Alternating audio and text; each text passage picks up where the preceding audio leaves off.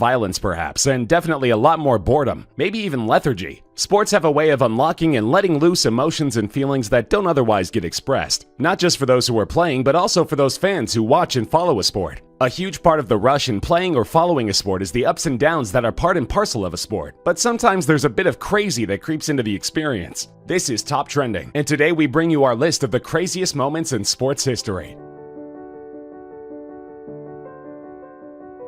In 1993, 19-year-old Monica Seles had the tennis world at her feet. In the past 3 years, she had reached the finals in 33 of the 34 WTA tournaments she had played, winning 22 of them, including 8 Grand Slams. She was unquestionably the #1 player in the world, consistently defeating her other rivals, including Martina Navratilova and Steffi Graf, whom she had dethroned after a record 186 weeks at the top of the world rankings. All seemed set for one of tennis's greatest rivalries to unfold, until the horrifying events of April 30th happened. Seles was playing in the quarterfinals of a tournament in Hamburg, Germany, when during the changeover between games, an insane fan of Steffi Graf jumped onto the court and stabbed Seles between her shoulder blades because he wanted to help Graf regain the #1 ranking. Fortunately for Seles, the injury was not life-threatening, but it seriously affected her mental health and she stayed away from professional tennis for the next 2 years and never recovered her brilliant form of her pre-attack days. What happened to the crazy fan, you wonder? German authorities sentenced him to 2 years of probation and psychological treatment, and Steffi Graf went on to set the record for the highest number of weeks spent at the top of the world rankings.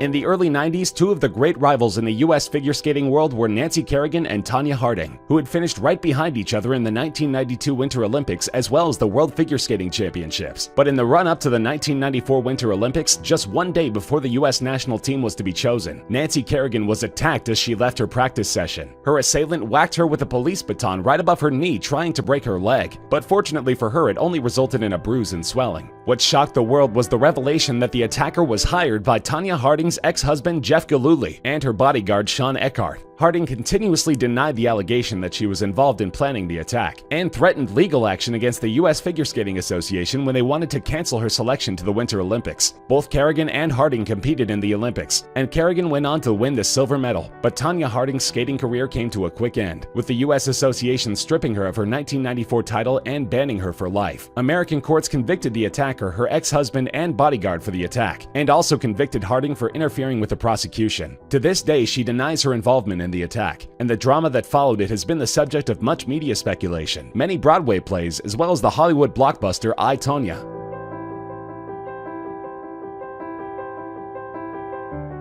March 22, 1989. Clint Malarchuk was a regular NHL goaltender, playing a regular game for the Buffalo Sabres against the St. Louis Blues. His team were 1 goal up with 5 minutes left on the clock in the first period, and he hadn't had any saves to make thus far. Little did he know that his life was about to change in the next few seconds. An opposing player was pulled down right in front of him and banged into him skates first, and suddenly there was blood everywhere. The skate had severed his carotid artery and there was a fountain of blood with every heartbeat. Malarchuk lost over 1.5 liters of blood on the ice before he was taken off. Fortunately for him, his team's trainer Jim Pizzatelli was a Vietnam War veteran who'd seen severe injuries before, and he was able to immediately stabilize the injury. It took more than 300 stitches to seal the 7-inch wound, and Malarchuk miraculously returned to the ice less than 2 weeks later. But despite all appearances, all was not well. He struggled with psychological trauma for almost 20 years following the incident. Next up on our list of the craziest moments in sports is this ending of the 1982 matchup between college football rivals California Golden Bears and the Stanford Cardinals. Since 1892, these teams have competed in what is traditionally known as the Big Game, and the build-up to this year was no different, with a packed stadium and thrill-a-minute atmosphere. It was the last college game for All-American quarterback and Stanford captain John Elway, and he lived up to his billing in the last minute of the game, setting up a field goal that put his team ahead 20-19 with 4 seconds left in the game. There were wild celebrations beginning for the Cardinals, and this became the setting for what is today called the play. The Golden Bears picked up the ball from the ensuing kickoff and put in 5 lateral passes in quick succession. The Stanford band had already entered the end zone and were beginning their victory song, but before they knew it, their trombone player had been knocked down by Kevin Moen, who scored a touchdown that gave the Golden Bears the win, 25-20. The drama was incomplete without the match referees, who took a few minutes among the mayhem to consult each other and finally awarded the touchdown. And to this day, this remains one of the most memorable moments in American college football.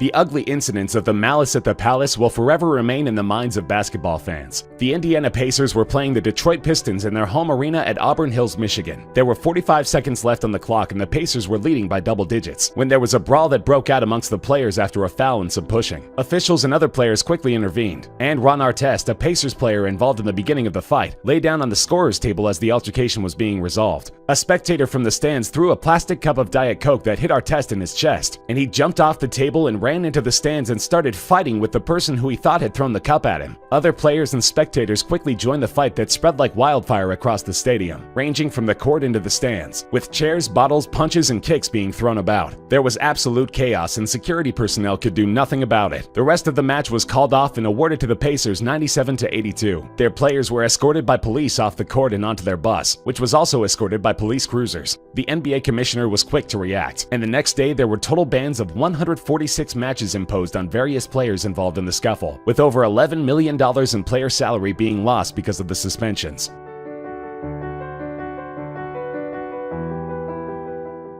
Dale Earnhardt is widely regarded as one of the greatest NASCAR drivers of all time, racing for over 25 years and winning the championship a record 7 times. But his story had a tragic ending. He was racing the Daytona 500 in his trademark number 3 black car, and had spent the final few laps preventing an overtaking maneuver by Sterling Marlin, thus ensuring that his teammates Richard Waltrip and son Dale Earnhardt Jr. would win first and second place in the race. At turn 4 on the final lap of the race, Earnhardt's car brushed against Marlin's and slid off course, crossing in front of Ken Schrader's number 36 car and having a head-on collision with the side wall at a speed over 150 miles an hour. The car slid into the infield, and Schrader, who had minor injuries, was the first to reach Earnhardt's car. Paramedics pulled him out of the car and took him immediately to the Halifax Medical Center, but all attempts to revive him failed. It is conjectured that he died immediately on impact due to a skull fracture. Many new safety measures have been incorporated into NASCAR racing following this accident, including better seatbelts, head and neck support, and safety walls. And Earnhardt's death in February 2001 was the last such fatality on a NASCAR racetrack.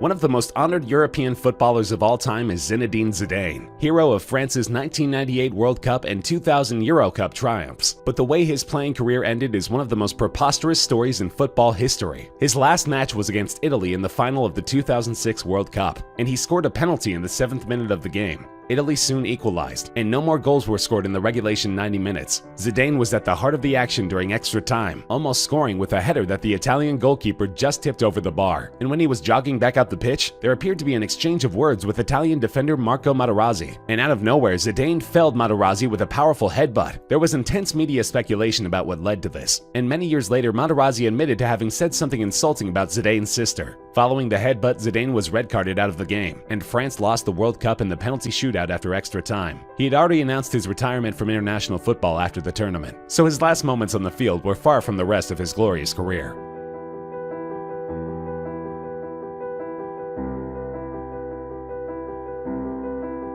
One of the goriest injuries in sports history is the broken leg of basketball player Kevin Ware. On Easter Sunday of 2013, he was playing guard for the Louisville Cardinals against Duke University in the NCAA tournament. With under 7 minutes left to play in the first half, Ware jumped out of the key to attempt to block a three-pointer and turned his head to watch the ball travel to the basket. He landed awkwardly and fell to the ground, and horror of horrors, his shin bone was sticking out of his leg. The players and referees were traumatized and shocked as medical professionals arrived and took over. But Ware's thoughts and words were with his team, urging them to go on and win the game. He'd suffered a compound fracture of his tibia, requiring intensive surgery at the hospital he was taken to. Fortunately for Ware, he recovered fully, and after completing his college career is currently pursuing a promising career as a professional in the Greek Basket League.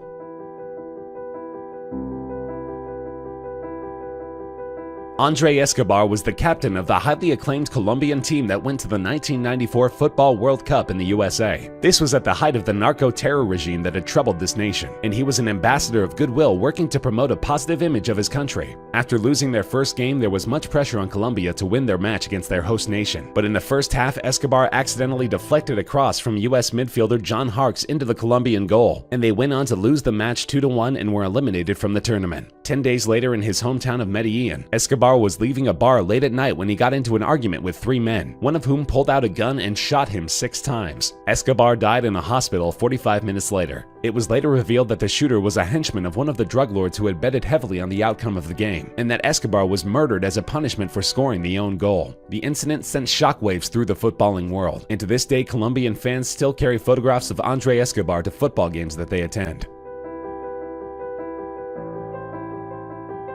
Hank Gathers was one of the most promising basketball stars in the country, playing for Loyola Marymount University. In the 1988-1989 season, he became just the second player in NCAA Division I history to lead the nation in both scoring and rebounding. He was an even stronger player as a senior in the next season, and was projected as an NBA lottery pick. His health had started becoming an issue, though, after he collapsed during a game in December 1989. He was diagnosed with an abnormal heartbeat and was prescribed medication. He felt that the medication was making him sluggish, and his performance wasn't up to his usual high standards. As his dosage was gradually cut back, he made a recovery, scoring 48 points and 13 rebounds in a February 3rd game, being guarded by future first-round draft picks Stanley Roberts and Shaquille O'Neal. A month later, he was playing in the West Coast Conference semifinals, and with 13:34 left on the clock, scored an amazing dunk off an alley-oop pass. He jogged a few steps up the court and collapsed, and shortly after that stopped breathing. He was pronounced dead in a local hospital, and an autopsy showed that he had suffered from a heart muscle disorder. It's not known whether he was still taking the medication since he had missed the medical test that had been scheduled. The basketball fraternity was saddened and shocked by this death. That's our list of the craziest moments in sports history. Do you agree? Disagree? Are there any other crazy moments that you'd like to add? Let us know in the comments section. We love hearing from you. If you enjoyed the video, feel free to like the video, share with friends, and subscribe to Top Trending for more videos such as this one.